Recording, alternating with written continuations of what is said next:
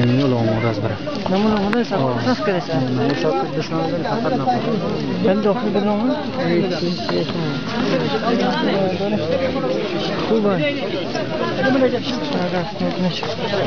تعریفو بشین.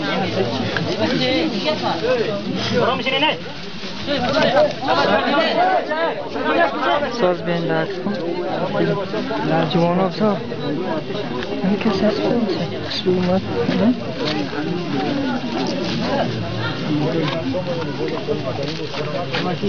سرخ شروع اومدی داد.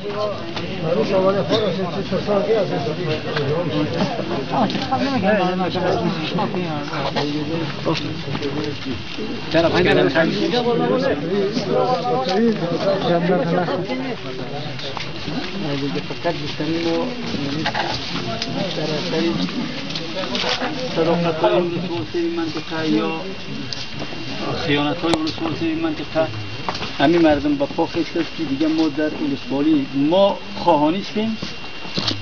از هر جایی که هستیم امروز خواهانی هستیم. هر کسی که هست خدمت به خواهان بکنه.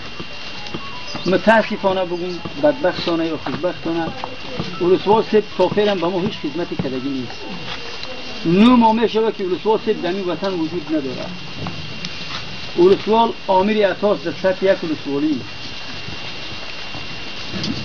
آمیر عطا در نو ما دنبال چی دلنگانه ای؟ به همه مردم معلومه ای که دنبال چی دلنگانه ای؟ دنبال گوسفند دلنگانه ای. جنگ میشود. آمیر عطا ضرور به اینکه قوه اجرایه را وادار بسازه که او مردم رای یک بدبخت بگیره. بدبختانه اداره دولت به همه کس معلوم است. فقط در فرمان شخص است. در 2 ساعت 100 بنا قوم در خانه یک شخص استاد بوده است. قوه اجرایه ما نتونست است که شخص از خانهش عذرش میکنه. پس ما همچه آمیر عطا را چی قبول داریم؟ ما امروز ولسوال میخواهیم، از حکومت ما ولسوال میخواهیم، نه اینکه استفاده جو، مال جمع کن، گاو جمع کن، زنگیر دیگه و دیگه. موافق هستی؟ ما دیگه نمیخواهیم معامله‌گری. خواهان دیگه نمیفروشه. به جهاد نیامدیم، به جانب کس نیامدیم، به تخریب کس نیستیم، جز خواهان نیستیم. از منافع خواهان دفاع میکنیم. دفاع میکنیم.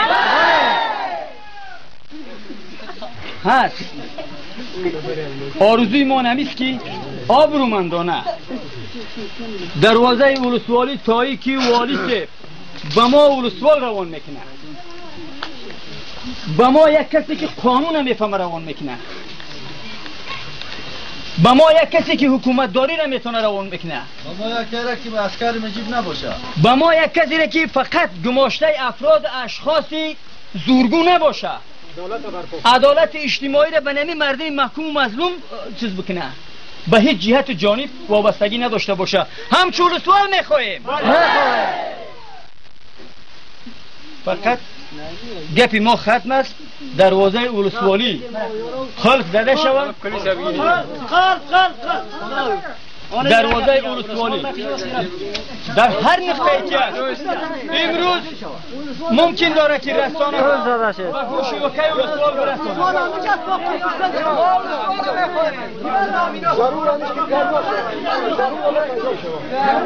یک دقیقه کی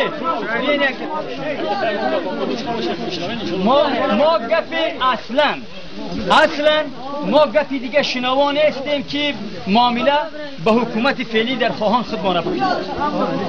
حرف شنوی کس نیستیم و حرفی کس نمیشنویم.